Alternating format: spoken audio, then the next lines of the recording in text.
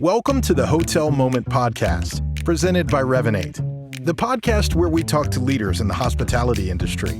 If you're looking for trends, perspectives, and stories from leaders in travel and hospitality, you're in the right place. Hello and welcome everyone to the Hotel Moment Podcast. I am your host, Karen Stevens, and I am the Chief Revenue Officer at Revenate. With this podcast, we speak with industry heavy hitters in hospitality to get an understanding of what's going on out there in the world of hotels. And today I am joined by definitely a heavy hitter that I'm very excited to have on the podcast. So we have Dr. Peter Ricci, who is the Clinical Associate Professor and Director of the Hospitality, Tourism, and Management Program at Florida Atlantic University. Welcome, Peter. Hey, thank you. Welcome. I wouldn't say heavy hitter, but unless you're talking about, I had key lime pie last night, so nice. It's there. Nice Perfect. to see That you. works. Wonderful to see you as well. So I had a look at your LinkedIn profile, and you have vast experience in hospitality. I mean, I'm over 20 years myself, and I understand you've had a variety of positions. Could you give us a little bit of an idea of your background? Sure. I've been in tourism hospitality my whole life. Food service, banquets, a little bit of event planning, about a year with an airline, and almost the big chunk of it in lodging and regional lodging. Kind of opening hotels and fixing broken ones is kind of the biggest chunk of my experience. And of course, teaching. I started teaching on the side part-time when I was in my 20s, and now I've been doing it full-time for more than a decade. So a little of everything, but I approach it as a big, broad tourism world. Right. That's fantastic. You know what? We have something in common. I was also an adjunct professor in my 20s.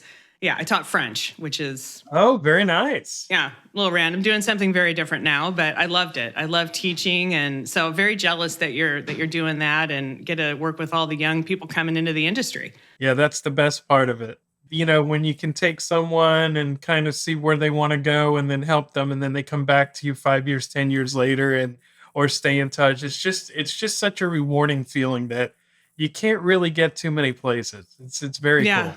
That's really true. And I think the other cool thing about hospitality is that once you get into this industry, you never leave it. You might move around into different positions. I've always been on the technology side, for example, but I feel like, we all have a lot of longevity because it's such a fun place to be. I love that you say that because just this morning I heard on the news that a bunch of, well, I can't say a bunch, it's not very academic, but a nice percentage of people responded to a survey and said that it was something over 30%. I have to catch the soundbite again. That were kind of dreading that they quit during the Great Resignation, and something over 40% didn't find their new careers to be what they thought they would be. So for me, I'm extra happy today because I know a lot of the hospitality types will come back. It's always been in our blood, and it's really hard to leave. So if you're a hospitality junkie, I think COVID really disrupted everything, and a lot of them left because they were bitter in the short run, but I bet another big chunk's going to come back in the next year or two. So that was really promising soundbite.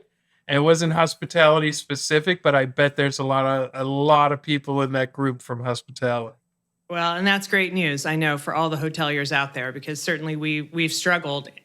And that's actually, you're leading us right into the topic we wanted to talk about today, which is staffing shortages. So I know that you ran a survey kind of mid-pandemic and really got a pulse on what was happening there. So we're going to come on to that in just a minute, though, because first, I have a couple getting to know you questions. So these are questions we ask everybody on the podcast.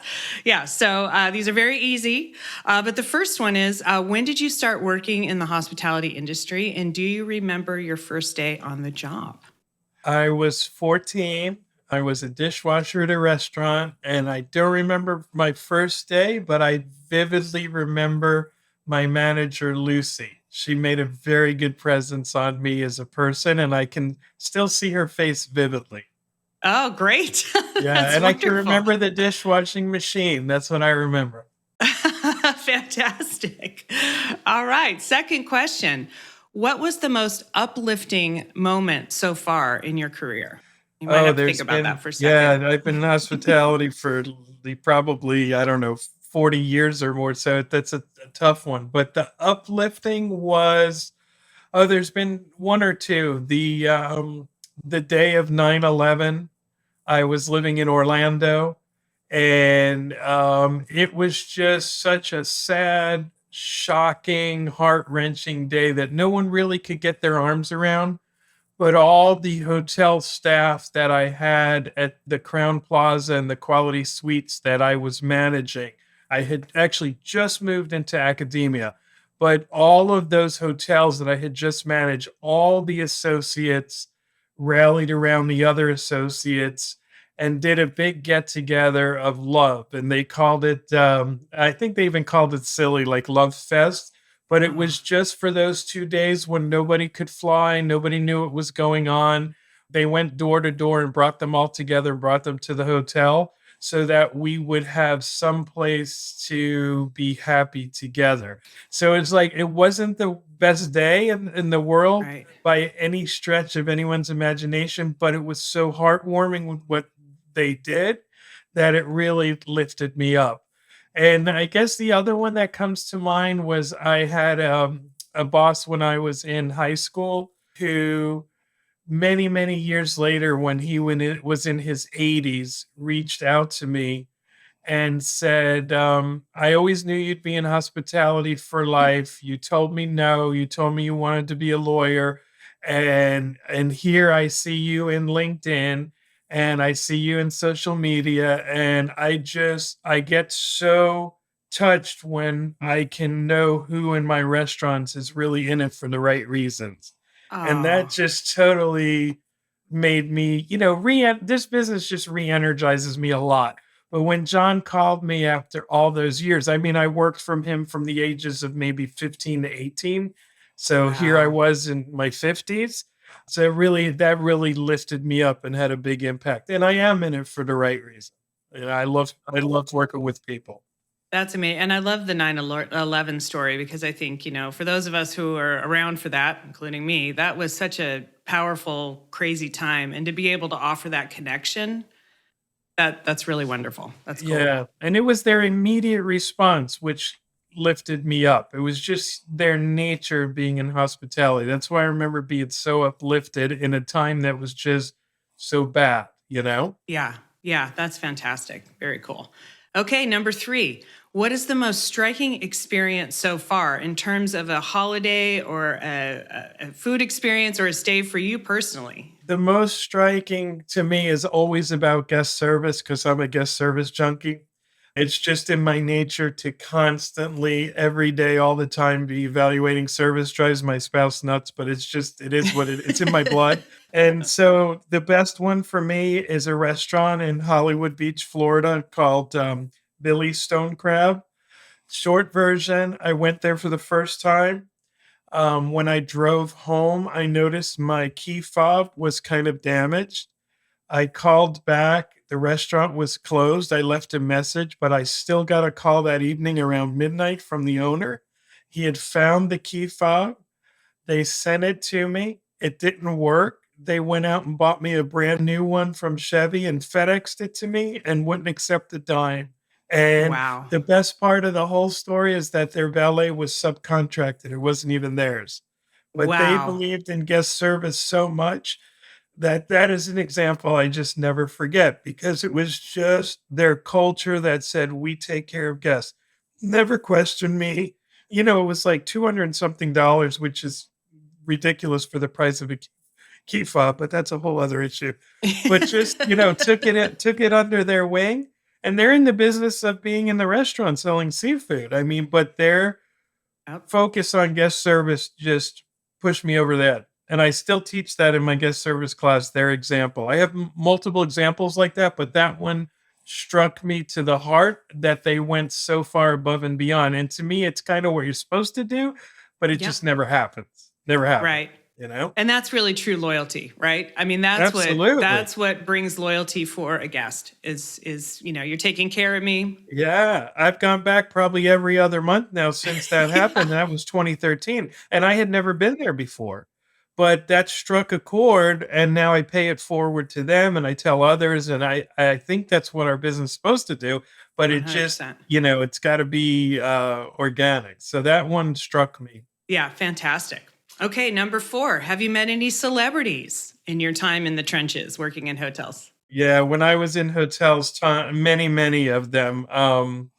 Who comes to mind that I really enjoyed? Billy Joel, Oprah, Tony Oh, wow. Bennett. Yeah, but we dealt with many of them in my collection of hotels, and we've had some difficult ones, like they all do.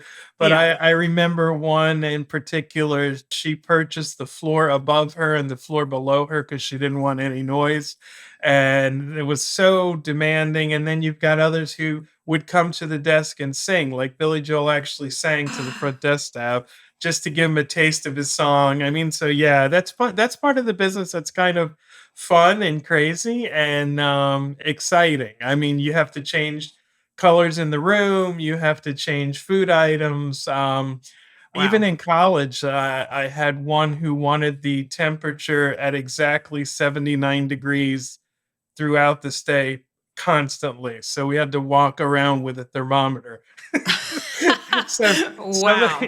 some of the addendums are a little outrageous, but most of them mean well. That one happened to be a singer, and the voice was perfect in their mind at 79 It's degrees. 79 So degrees. All right. yeah, yeah, That's hilarious. That's great. yeah. Okay, last question. So, who are the women at work you have been most inspired by? So, you already mentioned Lucy. Yeah, Lucy inspired me in a very simple way. I was 14 years old. I didn't drive yet. My dad would come to pick me up from my 3 shifts a week as a dishwasher, and there wasn't one time that Lucy would not offer him something to eat, a drink at the bar. He didn't drink, so he would just patiently wait for me. But her warm nature just set a tone in me so early on. And when she promoted me from dishwasher to busboy, it was only about 2 months in, but it was the most beautiful promotion. She pulled me aside. She told me how I love to work with people, how I didn't stop. I never forgot that lady. And there have been many female role models I've had. Estella Bodie, may she rest in peace, at the Convention and Visitors Bureau. A lady named Joe Kling that I still happen to talk to today, that I worked with when I was 22 or 23, who ran a cruise meetings company. So there, yeah, most of and my current boss is amazing. She just stepped down as department chair, but all of my best bosses have been women. So I proudly say Wow. that all the time at home too. And my mom, and Yeah, everybody, that's great. the best bosses have always been women, boss or not. Yeah, that's wonderful. Very cool. All right. Well, shout out to Lucy and all the other powerful women you've worked with. Fantastic. Okay, great. Well, thanks, Peter. That's been awesome. Let's get on to the topic at hand. So, I mentioned at the top of the podcast, you did a survey at the beginning of COVID. So, you want to tell us a little bit about that survey and what you're seeing now? Because certainly, staff shortages is very obvious now, but it maybe wasn't so much when you conducted the survey initially. Sure. There's many prongs of the way the story goes, but we offered a certificate during COVID for free. A lot of people are aware of it. The feedback from the out of work employees is what drove us to do research, because the first wave of people unemployed were very happy to be on vacation, so to speak. The second Yeah. wave were starting to run out of PTO and getting a little angry that their companies weren't telling them what was going on ahead. And then the third wave, the end of 20 into 2021, they were losing their jobs and were just very bitter and angry at the hospitality business. And the research kind of identified that as a trend, that they were mad. They felt, I guess, angry because for their entire lives they had been guest oriented like I am and always put the guests first. And here, as an internal guest, they were just kind of kicked to the curb, but there was nothing else an employer could do. So I never really understood it. I understood the feeling, but I never understood the rationale. And the research showed that a lot of them were going to leave the industry. Well, sure enough, as we move further and further toward, I never say we got away from COVID, but toward lesser COVID, controllable COVID, now I'm posting, I would have to say, 4 to 5 times the numbers of jobs for my alumni and students than I did going into COVID. And we used to have 600 or 700 active employers. Now I'm almost at 2,000. Wow. And there's not a day that goes by that someone is not looking for somebody. So I thought immediately everybody would come back because I've never left hospitality, but that did not happen. So now here we are in 2022. There's still a lot of positions. The labor market is better now. We've created a lot of jobs, but most employers tell me they're closer to being fully staffed than they were a year ago by a mile. But Okay. now the problem is something new, and I want to start researching this in 2022 and beyond. What we found is that the industry kind of knee jerked to get people back by raising wages, which was a great thing because for years we've always been bashed for not paying well. So they immediately raised wages by a good 15 to Wow. 25%, which made a difference. And they brought in people who had never worked in hospitality before. And I'm talking big picture as an aggregate. So now what I'm hearing from, I try to keep track, but it's probably well over 100 employers, is that the newer hires are not staying as long because they jumped in probably for the money and probably because it sounded fun, but they weren't innate hospitality types. So as Right. soon as they get beat up by guests, as soon as they see we're open nights and weekends, they're like, no, no, this wasn't the right thing for me. So the turnover short term rate seems to be higher to me right now, but I haven't done research on it. That's what I want to study next. The good news, like I mentioned earlier, is that I'm starting to hear that people who were bitter, who were angry, they're coming back. And Right. there's not a day that goes by on LinkedIn where you can't see 5 or 10 saying, hey, I'm starting a new job at Disney. I'm back at Hyatt. I'm back at JetBlue. And that really warms my heart because I don't think you can stay away from this business for long if it's really in your blood, you know? Right. Right. Absolutely. That, I think you really hit on something important there because, people who work in hospitality, we do innately have that guest experience at the heart of why we do it. Correct. It's a big motivator. And Revenate only sells into hotels. So it's interesting when we think about our marketing messaging or how we approach, it's like the way that you would sell into other industries is very different than the way you sell into hospitality Correct. because you have to understand the core motivation there is to make sure that the customer journey, the guest life cycle, that at all points you're taking care of the customer and the center of their whole experience is the customer, is that guest. So Right.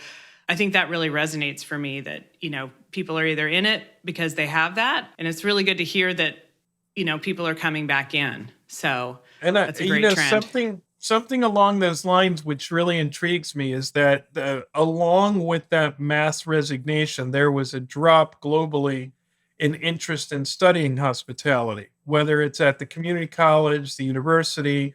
Certificates have become almost more popular than degrees. So globally, there's been a downturn in hospitality enrollments. And a lot of that comes from the immediate relationship to family and friends who lost their jobs during COVID, and they probably heard it at home. Hmm. So I'm guessing that negativity will start to go down over time as people return. And we will see enrollments return again about 2025 and beyond. But in the short run, that means nationally and pretty much globally, we're producing fewer workers when we need them.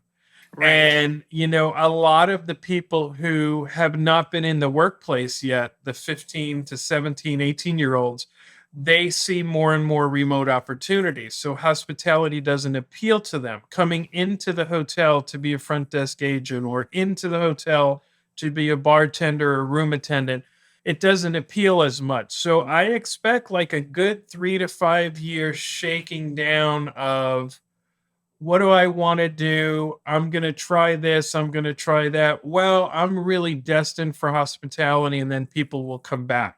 So I think the short run is our biggest struggle, but I think hospitality loving associates will always gravitate back.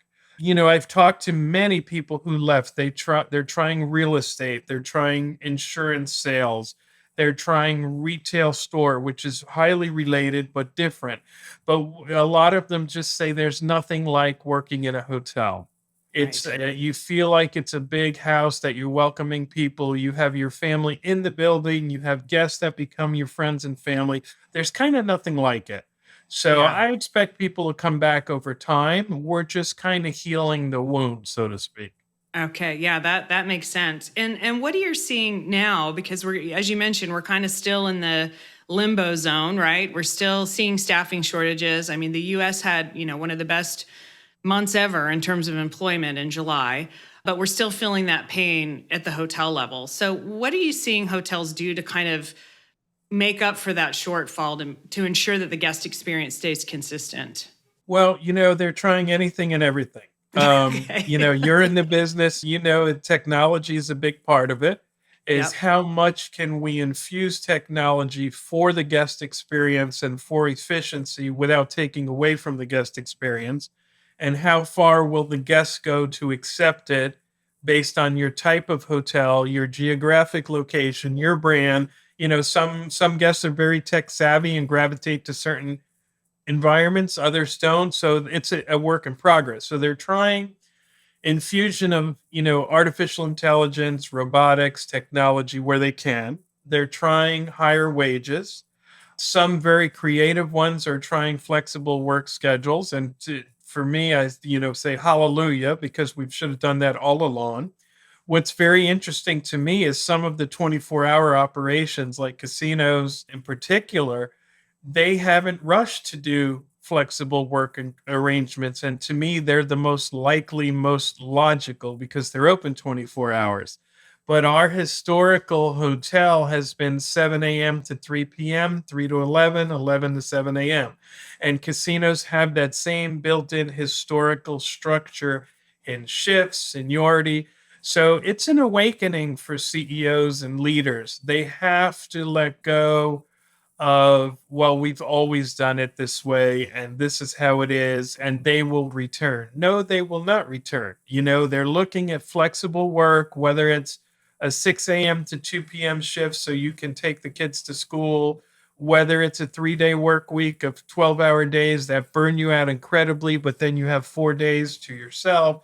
They're trying anything and everything. One of the most creative ones that I like is hotels that will bucket benefits instead of having them chosen for you. So if your property spends $1,000 per employee on benefits per month, instead of giving them an option of medical, dental, and life, how about giving them a bigger bucket of choices that they pick from? Maybe they want transportation, maybe they want rent offset, maybe they want tuition, maybe Oh, they want doggy daycare. It's very hard to implement from an HR perspective, but I've seen smaller creative properties doing it. And then you can switch once every 6 months. So I would be a lifer at a place that took care of me the way I wanted to be taken care of. I don't think I've ever bought short term disability, but it's right. paraded out there. Not everybody needs life insurance. Not everybody needs health insurance because possibly they have a spouse You're that has married. it or a Yeah. significant other. Yeah. So we have made assumptions that, oh, we're going to be the better employer on the block because we give benefits, but we've never really asked what they want. And Kind of so my benefits. HR friends say, "Oh my God, you're talking too much about this. It's an HR nightmare to administrate." I'm like, "But look what a differentiator it would be if you were the first one to do it in your neighborhood, and you Yeah. could say, here at our hotel, you get to pick. Do you want this? Do you want that? Do you want that?" So flexible work arrangements, better pay, creative answers, the stuff that's kind of normal that the good leaders did anyway before. I think if you're not doing it now and you have head in the sand, you're really at a loss. And I would like to say that no one has their head in their sand post COVID, but I have had a good 20% of my 2,000 or so employers that refuse to change. Right. I've had some of them say, raising wages is ridiculous. This is not what that job should pay. Granted, it's a tiny minority, But if you're going to sing down that road, you're definitely going to be hurting for staff, and you'll You're you'll gonna, never you'll yeah. never move forward. So creativity to me is the biggie, whatever it means in your specific property or city or brand. So we acquired a company called Navis last year. It's been about a year exactly, actually. And Navis has call center software. So for reservation staff, either on property or within a large central reservation office. And one thing that was a huge boon that they hadn't ever expected was that because it's a software, people can be home based. So Right. whereas before reservation agents would be on property or in the call center, now you have the flexibility, at least for that segment of hotel staff, to have them be at home. And I think I saw a stat on 60 Minutes that you're 2 times more likely to employ someone at this time anyway, if there's a home-based option. And like you said, I think that that'll kind of smooth out over time as, Correct. because people are going to get fatigued about being at home all the time. I certainly am. Correct. I would love to go into an office. It's Right. you at some point you want to connect with people and have the division of home and work. So I think we'll get there. But I love your comment about you just whatever your situation is at your property, you need to figure out where you can make those concessions, and that's going to bring people in. Yeah. Because if you think about it, it's one thing. I mean, I think hybrid is really the best because Yeah. you see your colleagues sometimes, you work at home, and you can get more done without disruptions other times. People proved that they could work remote because our companies remained alive and vibrant, if not more successful More than before. So productive. that's Yeah. not really the issue. If the individual employee is not cutting their weight, then that employee needs to go or get reprimanded or disciplined, whatever. That shouldn't take the whole world down of the remote from home or remote from anywhere story. But to me, the hourly associates, and since we're talking hotels, the room attendants, the night auditors, the chief engineer, the engineering staff, all of those people don't have the option. They need to be in the building doing something, either at Right. the desk running the audit, unless there's a way to do it remote. But for those jobs that require you to be physically in the building having guest service, we need to be creative to give them some sort of flexibility. And that's where I see the stumbling block. Why are you hesitant to try a 3-day week or a 4-day week if that gives them flexibility? Why are you hesitant to change your benefits if that gives them flexibility? Those roles will most likely never be able to be remote. So we have to be smart enough to build some kind of flexibility in for them, or people just won't take those jobs. They'll just Yeah. go take other ones. And that's where I have a hard time with the leaders that are stagnant to change. I mean, I won't mention names, of course, but I had kind of a strong argument 2 or 3 times with a major casino operator because they believe in FaceTime in the building and they don't want to change. At the same time, they had over 1,500 positions open at any one time and couldn't understand why they can't attract. So Right. I'm like, well, at some point, you got to break down the barriers and listen or do a focus group or something. Right. Would I like to see all of my faculty together in a room once a month with me? Absolutely. Do we need to be together all the time? Absolutely not. We're more productive when we do our stuff. So it's hard with a room attendant, a front desk agent, a valet parking attendant. There's some roles you can't be out of the You can't. building, You and I have to get be it. there. Yeah. Gotta be there, but we need to give them some kind of fun flexibility so they Right. can say, "Well, you work from home, but I only work a 3-day work week." I'd love for them to brag and be happy about it because then that means people would want those jobs because of that feeling or that privilege that they have. Right. So it's just a matter of getting there. It takes a while. Yeah. Absolutely. Absolutely. Okay, so shifting gears a little bit, we've had a fantastic summer so far. We're still in it in terms of, at least in terms of ADR, right? RevPAR.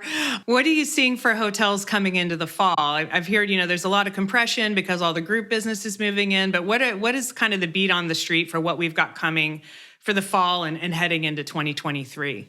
It's interesting in South Florida. Well, all areas of Florida for the most part, except Orlando, had a decrease in June that everybody was a little startled about, but then Okay. came right back, and the fall looks good. there were so many groups pushed out of 2020 and 2021 that those groups, their rescheduled patterns, along with the groups that are still booking now and wanting to come, will keep group business and corporate coming back for the next year without a doubt. Okay. Recession, no recession. Some of these are on the books. They need to happen. You can't cancel for the fifth time, etc. So Yeah. I think that's in there. Where I see lessening demand might be on the leisure side because of inflation and other factors. We've spent all our money that we saved during COVID. We traveled 3 times already. Our credit card's up. But I don't think it will be a bad year by any means. I think we're still going to have a great 22 and probably a good 23. Beyond that, I don't know. So I Yeah. think we're great going into the end of this year. Now we have terms like monkeypox on the horizon. Yeah. Hopefully that stays small. I can tell you anecdotally, I've had more friends with COVID that never had it before for the first time in the past 90 days. They all Yep. seem to heal up rather well. So I think in our collective mind, it will become like a flu, and Hmm. people will still travel and not have the fear and apprehension they had, as hopefully they should, be able to travel and feel comfortable. But there's so many variables. And one of the variables is the economy. I mean, your gas prices coming down. Everybody talks gas prices, gas prices. I have never once in my life changed a weekend road trip, whether it was $40 for my tank or $60 for my tank. But when we talk gas prices, it's really everything going up. So Right. there's not a dinner that I have had in the past 6 months that isn't considerably higher than it was the prior 6 months. There are restaurants now with credit card surcharge fees, and there are restaurants with minimum charges and a per head minimum inflation fee and things I've never seen before. So Right. those discourage you or discourage a traveler or visitor from going there. So it's this whole ball of wax. We've all wanted to travel so bad, but that, whatever people call a revenge travel, pinup travel, that's coming to an end. And the Hmm. meetings shifting is saving us, and we're good through early 23. I Right. mean, there's no doubt in my mind that will work. Beyond that, it's really anybody forecasting, I won't believe them, no matter how accurate they pretend to be, because we could never predict what's happened this year. That's right. It is what it is. But in Florida, we opened early, so we definitely see a tougher time getting people to come strongly through 23 because most people came already They went. as their Yeah. first or second visit. And so for me, I applaud organizations like Visit Florida because they are trying to be super creative to keep that momentum going. But now you can go to Europe, you can go take a cruise, you can do all these things you couldn't do when Florida was open. So if you're adventurous, you'll want to go somewhere different this time. And I get that. Right, right. So, it sounds like we've relied on leisure travel for most of the pandemic as the kind of the first thing that came back. And now it sounds like we're seeing that shift. Everybody's taken that vacation that they had to do. And luckily, as you said, groups and business travel, I'm traveling again for business, which I hadn't done in a long time. So Right. hopefully we can steady the boat, and then we'll see what happens. I agree with you. Anybody trying to forecast much beyond kind of Q1 are going to have some Very difficult. And we're in headwinds. August, which is, the hotels are usually going into budgeting I season was going in to the just US ask around this you. time. Yeah. Yeah. And so rolling the dice is like the best you've got. And there's going to be a point. My hotel friends probably won't like this, but we had such high prices for all leisure travel the past year and a half because that's really all we had. Yeah, we had, yeah. At some point, we talked, pent up demand and revenge travel. I think the leisure travelers are going to have revenge on the prices we charge. At some point, they're going to wait for us to balance out. Well, inflation has made them stay high. So I don't know if they'll ever have revenge, but there's resentment. I Yeah. know it because people who used to pay $189 that now pay $389 for the same product are probably like, what the heck happened? I mean, we Right. all know there was COVID. We all know there was supply chain shortages, but that doesn't mean we like it. So, Yes, 100%. you know? And I think this goes back to what we were talking about a few minutes ago, guest experience. Because if you're paying that high of a rate, as you said, that might not cover all of the pain, but you have to make sure that your guest experience on property is on point, and also that you're public facing, your reviews, looking at all your channels, making sure that you're Correct. solid, because people are going to say, what am I paying this much money for? And I think if you have high rates and you are not covering yourself for any staffing shortages, you're going to get into real issues, not only with the guests on property, but if they write a review, and that can cause real trouble. Yeah. And I call that the forgiving factor. It was at an all-time high when we first started traveling after COVID, but I don't, even as a long-term hospitality person, I don't have much forgiving right now when you're charging me 3 times what I used to pay at your restaurant or hotel. I'm Right. patient. I expect supply chain shortages, but I'm just going to go somewhere else or not give you too much of a chance. Whereas before I would have been a lot more forgiving, Right.